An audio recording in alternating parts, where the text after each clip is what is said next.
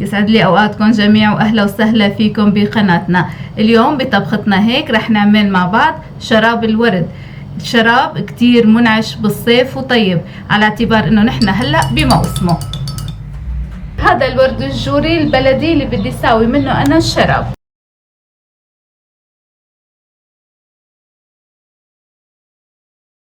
وهي شكل الوردة قبل ما تفتح.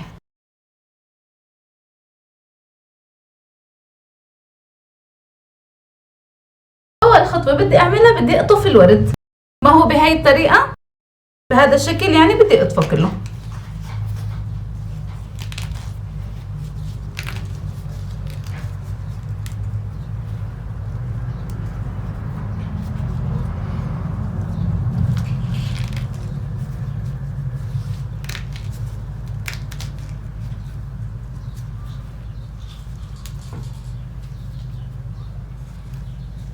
هلا بعد ما خلصت تقطيف الوردات طلعت هاي الكمية، هدول كمية كيليين ورد. الخطوة الثانية بدي اعبي القطرميز الكبير نصه مي.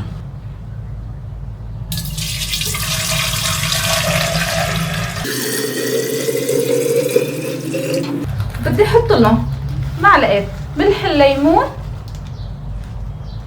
كبيرة،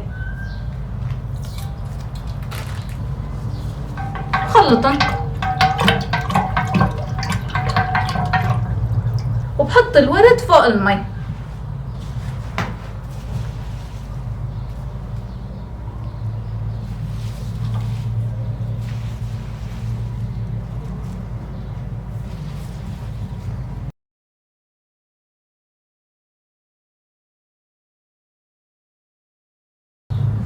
اذا لقيت نقصني مي بحط مي.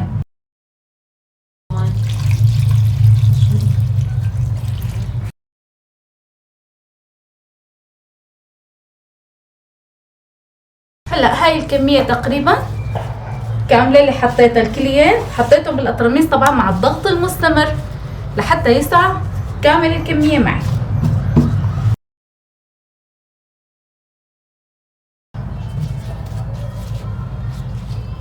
اضغطهم على طول، كل ما بحط بضغط. نقصني مي بدي اكمل تعبئة القطرميز مي لحتى ينتلي للاخر.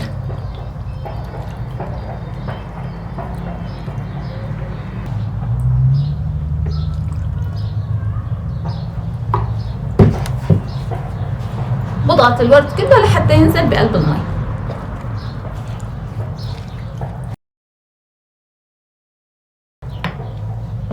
هلا بغطيه وبتركه لمدة اسبوع، بس كل يوم بدي شيله وغطسه بمعلقة لمدة اسبوع. بعد اسبوع بنرجع نكملكم الخطوات.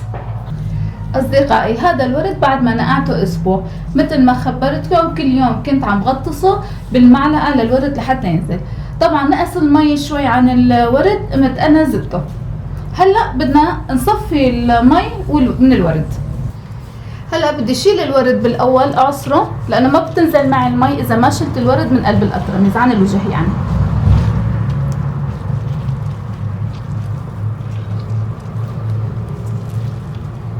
بعصرهم وبكبهم.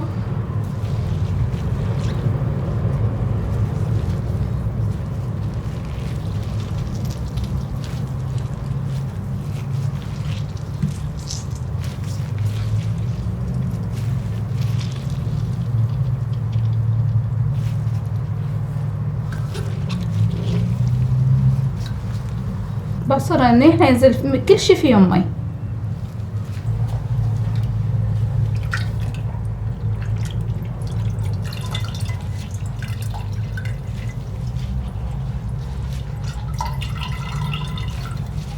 بعد ما خلصت عصر الورد بدي صفي المية. يفضل تكون المصفاية كتير ناعمة، واذا ما عندكم مصفاية ناعمة حطوا شاشية بيضة.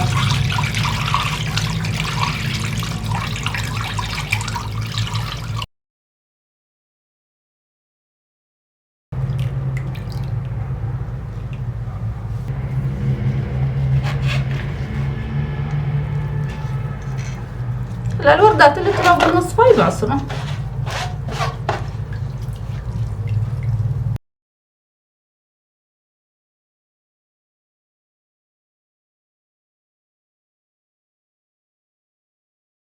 هاي كمية المي اللي طلع عندي جات مي، فبدي احط لها انا جات ونص، اي ما يعادل يعني كل كيلو مي بده كيلو ونص سكر.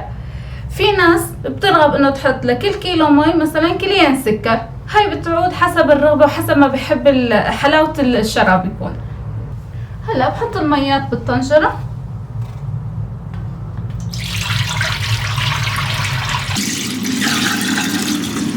بحط فوقهم السكرات.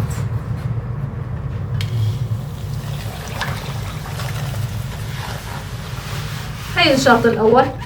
هلا بدي ارجع احط نص شاط، وهي نص الشاط الثاني.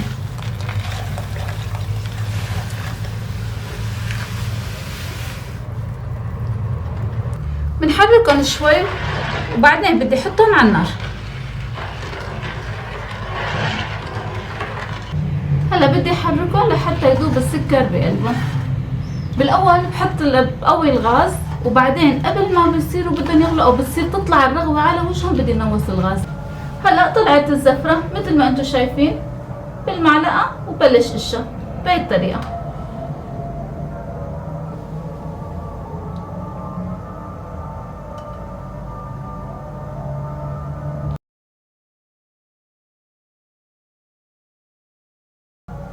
كل شوي بحركها.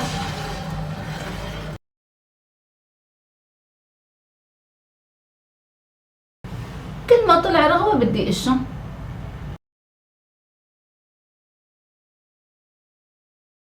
حاول جمعهم بهي الطريقه كمان.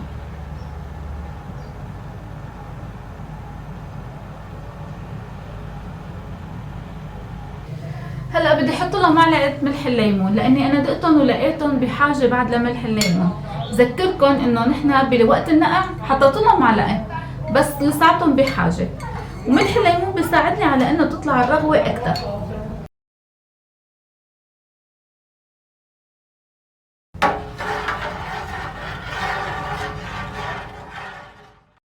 قبل ما يغلوا بدي احط لهم مورد، شي 3 نقط تقريبا، روح المورد. بشيل الزفرة كلياتها اللي عم تطلع، عفوا الرغوة. طول ما عم بيطلع عندي رغوة بدي ضل شيلها. ومشان لونهم بدي احط صبغة الورد، لونها حمراء. حطيت تقريبا ربع معلقة، وبشوف اللون اذا منيح ولا لا.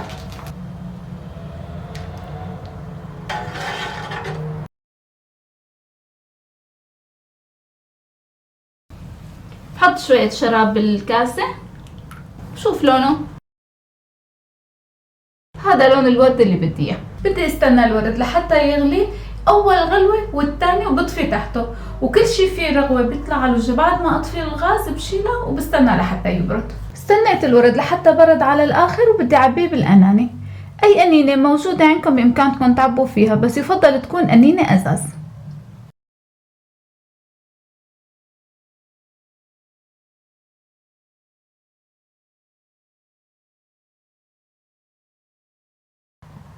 لازم تكون القنينة ناشفة على الآخر من المي. وهيك بكون خلصت تعبئة الأناني. الورد طبعا الكمية اللي طلعت معي 10 أناني، بس أنا ما قدرت أصور لكم غير هاي الكمية 7 أناني الموجودة قدامكم مشان ما تنعجق الصورة.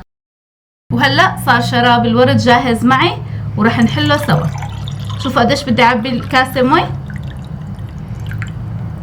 طبعا المي لازم تكون باردة لأنه هو شراب كتير منعش بالصيف. وبحط أصنص الورد.